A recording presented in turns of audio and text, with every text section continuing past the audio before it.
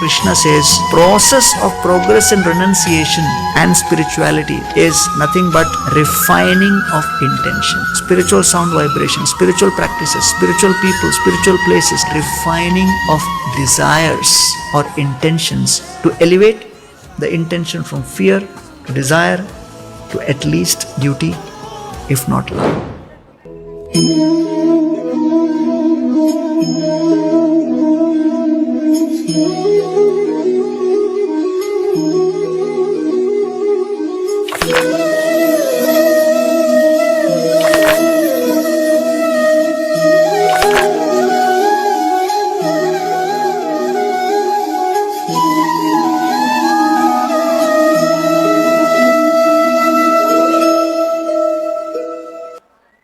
Thank you so much, Haripriya.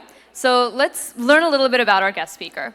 An IIT Bombay graduate, Shri Gauranga Das is the director of Govardhan Eco Village, as well as a member of ISKCON's governing body commission.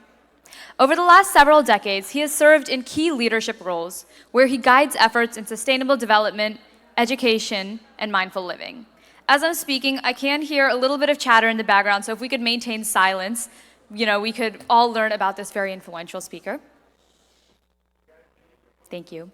He's an extremely sought-after corporate coach and keynote speaker on themes like meditation, leadership, and environmental stewardship, as well as a mentor to youth and future public leaders.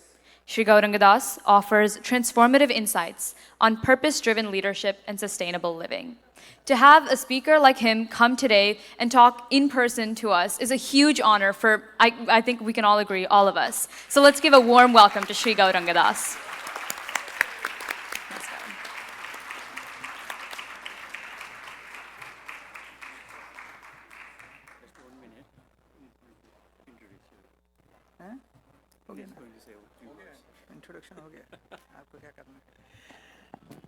Prabhu is so humble, he's saying introduction ho gaya. But we are honored to have him. Gauranga Das ji, for the last 3 decades, of his journey, has touched and transformed countless lives through his activities and different roles he's been adapting to drive change in society. Gauranga Das ji, Prabhu, welcome to the stage. Hare Krishna. So my apologies for the delay. The Delta took off from Atlanta, but then went to College Station. There was a 1-hour layover and then brought because of storm. Thank you very much, organizers of this event, for inviting me for this Hindu Youth Convention. Excellent idea. And I'll first of all congratulate all the organizers for thinking about the youth, because the youth are the future of the world. So fantastic.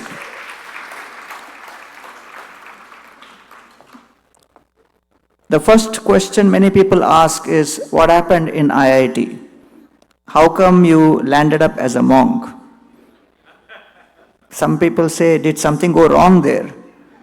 Was it a failed affair or something? So I say that till I was in IIT, I had always questions about what exactly is the goal of life and how do we interpret happiness. So in my college, I found one of my friends. He was doing very well academically, but suddenly he tried to commit suicide. And that was a day and age where the numbers were not as alarming as today, where 1 in 7 people are experiencing globally depression symptoms. 9 in 100,000 across the world are committing suicides, and $1 trillion economic losses are incurred because of mental health crisis. So I was very shocked and I asked my friend, why did you try to commit suicide? And his answer intrigued me further, because he said that in every exam I get the gold medal, in this exam I got the silver medal. I could not handle it, because my mind was addicted to being number 1 in position. And I was shocked. I told him that people are dying to enter into IIT and you are inside IIT trying to die. Doesn't make sense. But he said, it doesn't make sense to you, but for me, the gap between expectation and reality is my experience. What can I do? And in the same exam, I had 4 or 5 of my other friends who had failed in 3, 4 subjects. And they were moving around the campus peacefully, blissfully, as if nothing happened. Blessing others also. Relax, be cool in life. And when I asked them, you guys are so shameless? How come you guys are moving around so peacefully in spite of failing 4 subjects? What is your philosophy? And they said, our philosophy is simple. Entering the college is our job. Taking us out of college is college's job. Why should we take tension? That was the moment where I realized that there is an equation which has not been considered in the education system, and that is the expectations arising from the mind. Between 1990 to 2020, 76 million Indians have left the borders of India and gone to different parts of the world. Today, there are 36 million Indians across the world, 16 million NRIs, 20 million those of Indian origin. 22 out of the Fortune 500 companies in America are led by Indian CEOs, almost employing 2.7 million people, having a value of $1 trillion. 60% of the hotels in America are owned by Indians. And if you look at 650 startups which became unicorns over the last few years, at least 32 of them were led by Indian CEOs.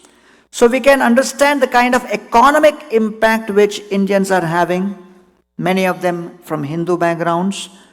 But overall, if you look at India, is India well known globally since time immemorial only for artha?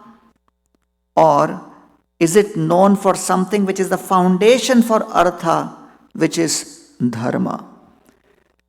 So if I look at the 4 main principles of success as per the Bhagavad Gita, the first principle of success is what I call as samman, or respect for the supreme, respect for the supreme will, understanding that there are 3 principles in action all the time. I have the free will, there is Ishwar or God's will, and then there is the evil. Life always rotates between the 3. This was always the principle which the Bhagavad Gita taught and people followed. And therefore, one of the greatest economists in the world, he wrote a book where he mentioned that from 180 to 1000 AD, India had almost 36% of the world's GDP. Between 1080 to 1500 AD, that percentage came down to 28%, then it came down to 18%. By 1900, it came down to 1%, but for 1700 years, India was the world's leading economic power.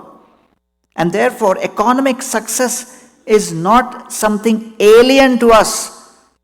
But the most important principle is, in spite of having such economic success, the bigger achievement was, in spite of all of that achievement and power, the whole country was leading a purpose-driven life, and that was demonstrated in terms of how we lived a life in harmony with the self and the divine, harmony with nature, and harmony with the community. And so several travelers who came from different parts of the world have noted they did not find a single sad person, and they did not find anywhere that nature is depraved in any way. Today, 4.2 million deaths happening prematurely across the world because of air pollution. 2.3 billion people across the world are distressed because of lack of water facilities. 2 billion tons of waste is created all across the world. We have 300 million tons of plastic waste being created, out of which 80 million tons of plastic is being thrown only into the oceans. We are living in a day and age where people are experiencing distress, in terms of nature, in terms of their own personal selves. And all of this is because we have stopped recognizing that we are not the supreme, we are not the all powerful, we are not the center of the whole creation, where the whole creation's entire formula needs to be designed according to my will. And therefore, in the Bhagavad Gita, Krishna says, Ishwaroham aham bhogi siddhoham balaman sukhi. The foundational principle of Asuric thought is to think that I am all important, to have that egomaniac principle. And therefore, Ishopanishad describes, Ishavasyam idam sarvam yat kinchit jagatyam jagat tena tyaktena bhunjita ma gradakasya siddhanam. Everything is happening by the will of the Supreme. Everything is under the proprietorship of the Supreme. We recognize that. And therefore, respect is the foundational principle of Hinduism, foundational principle which Gita teaches. In 1915, when the British were in India, they found a unique phenomena that the number of cobra snakes in Delhi was growing. They got bewildered, they didn't know what to do. So the officer in charge, he made a rule that anyone catches a dead cobra and brings, they'll get 25 paise as reward. They thought it will fix the problem. But they didn't know they're dealing with India. Out of the box thinking. When they made this announcement that you bring a dead snake, you'll get 25 paise, the farmers around Delhi thought it's a great business opportunity and started rearing cobra farms. The number of cobras grew exponentially.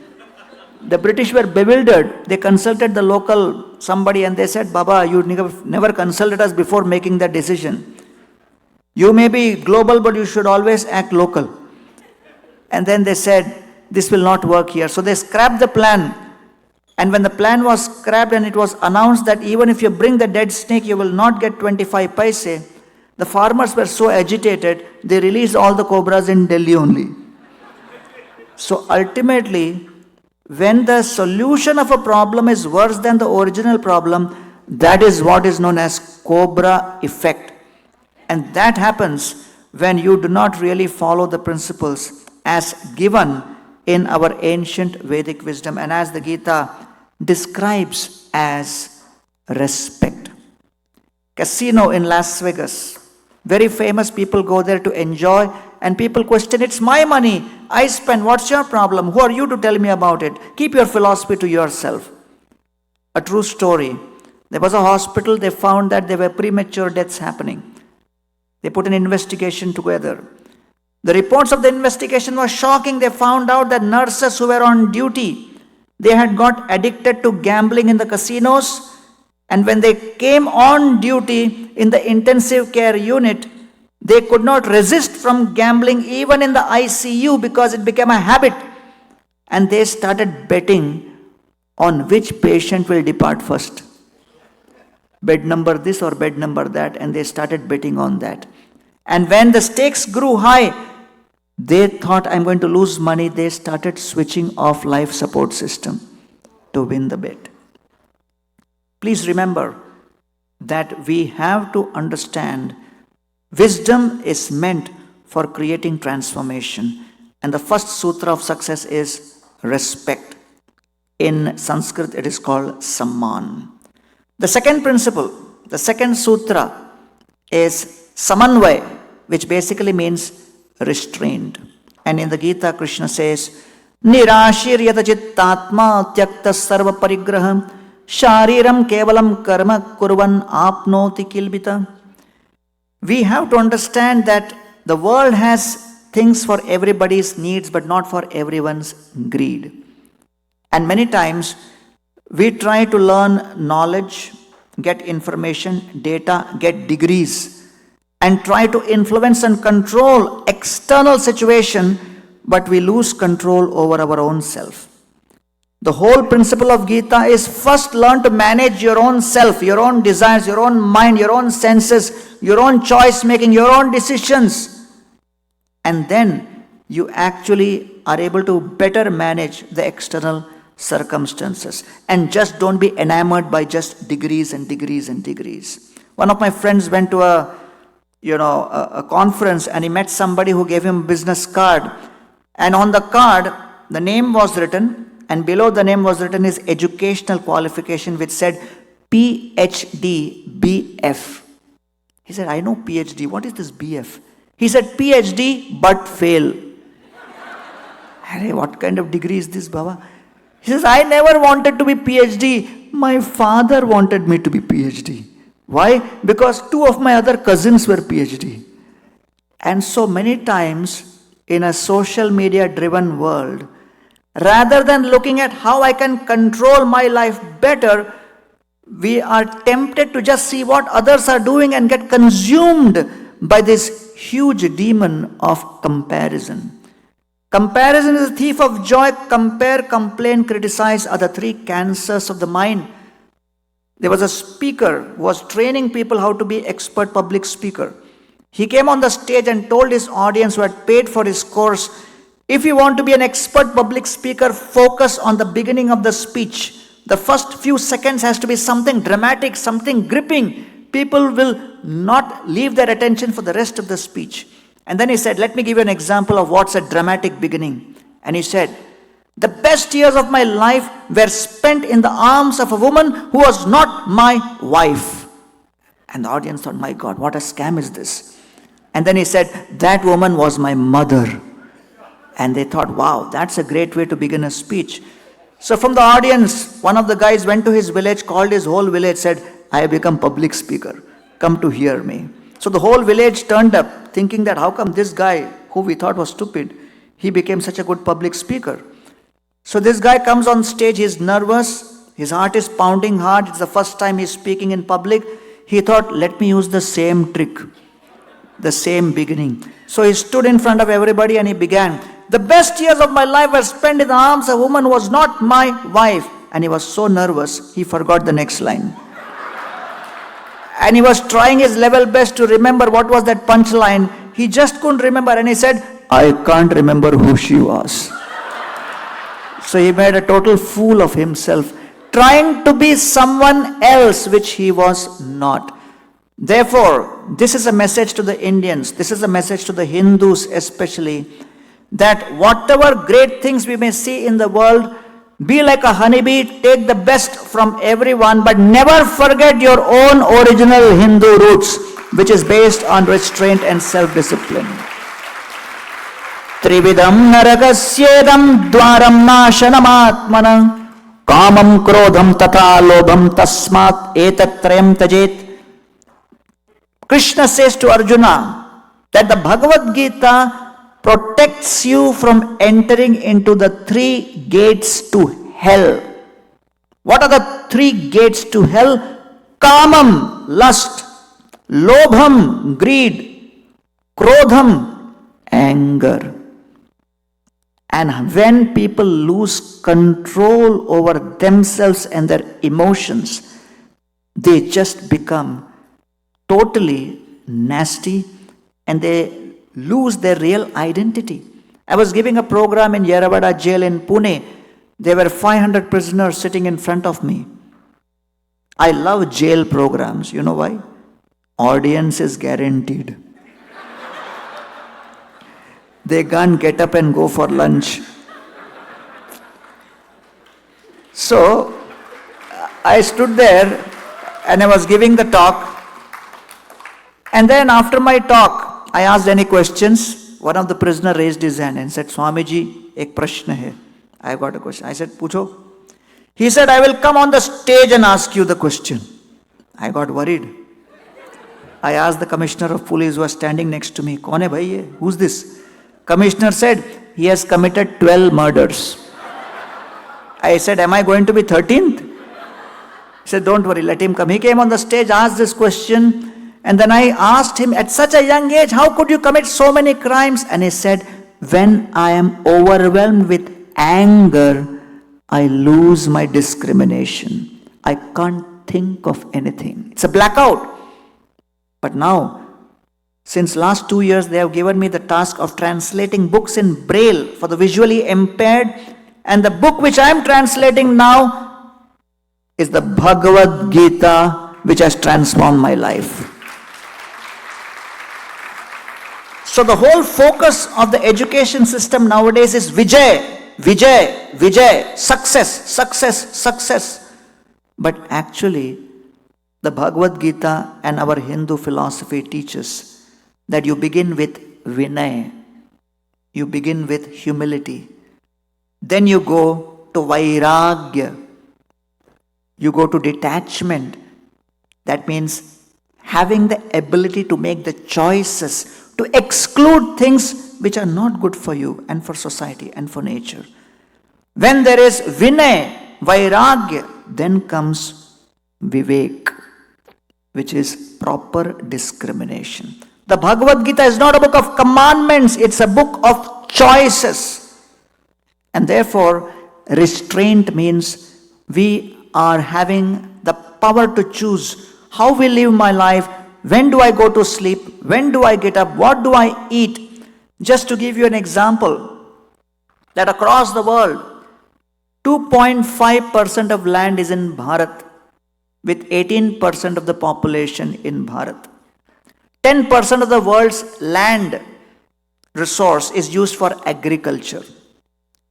And if you look at just cereals, which is rice, wheat, and all these kind of vegetarian things, 83% of carbohydrates and 63% of proteins come from cereals.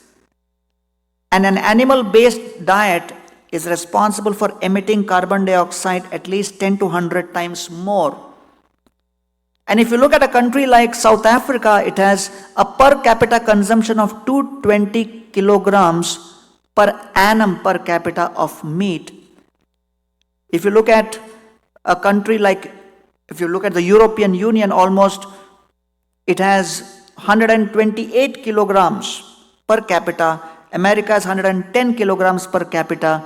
But India's per capita consumption of meat even today, with a 1.4 billion population, is only 3.1 kg per capita. Now, I'm coming to the main point. If the whole world, you exclude Bharat, and then that is not considered in the equation, and if the whole world follows what the rest of the world follows in terms of diet, you will need 140% more land area for growing the same kind of food to feed the world. And if the world follows the Bharatiya way of diet, then you will need only 40% of the total land area for growing the same food. And if India takes to the way the world is following the diet, India itself would need 6 times more land to feed its population. So many times we do not realize the financial and economic repercussions of culture, tradition. That's what is called samanvay or restraint.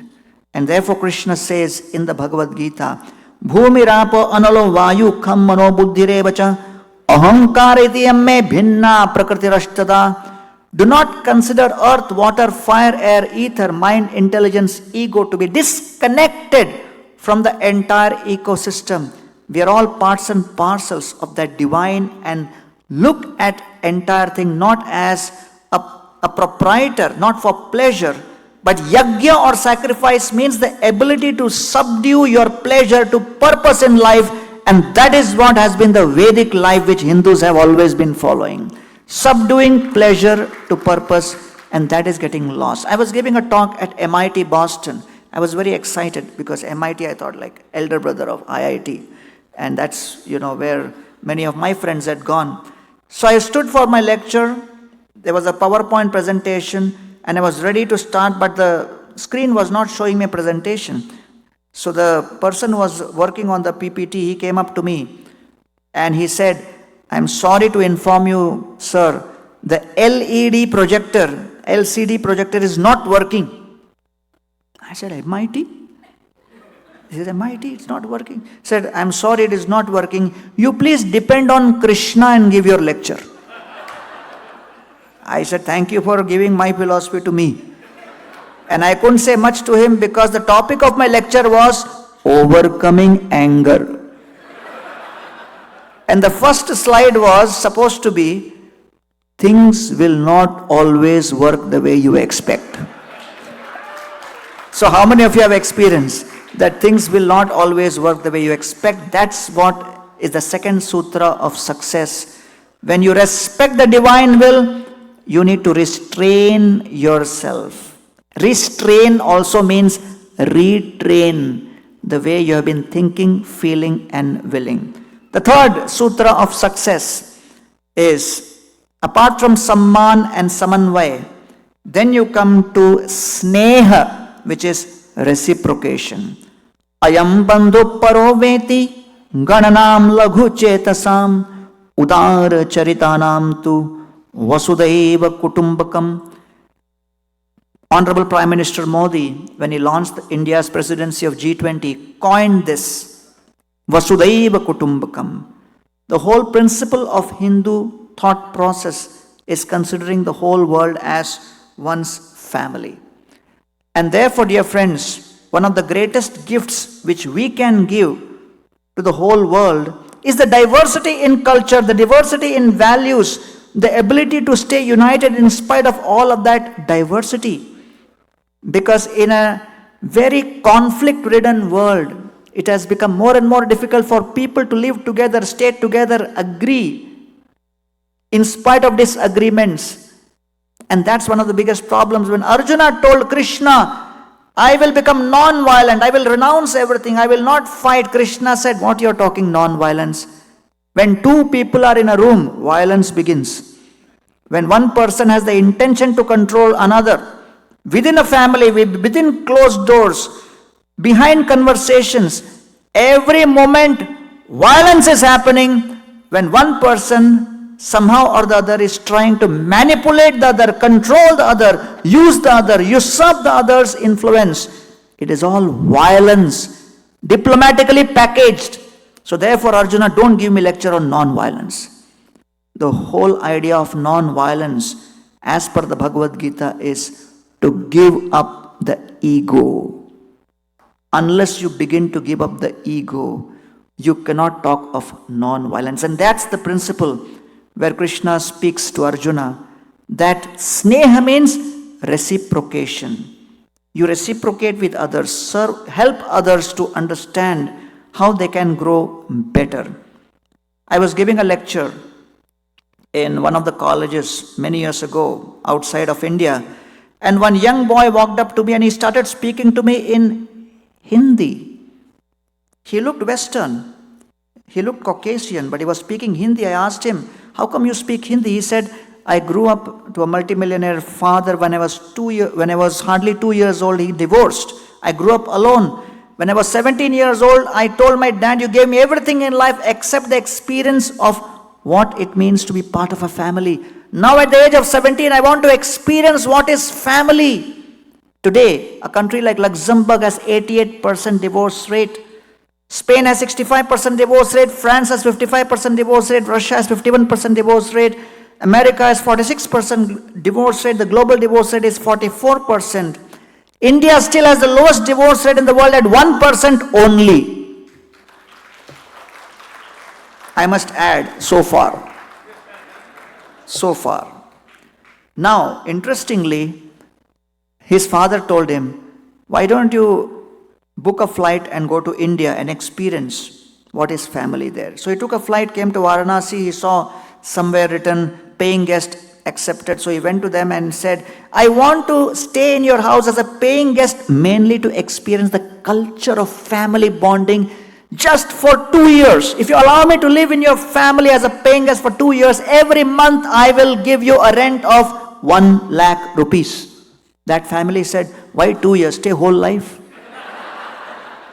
And then they added, if you have other friends also who want to experience family, we can open one more room for you.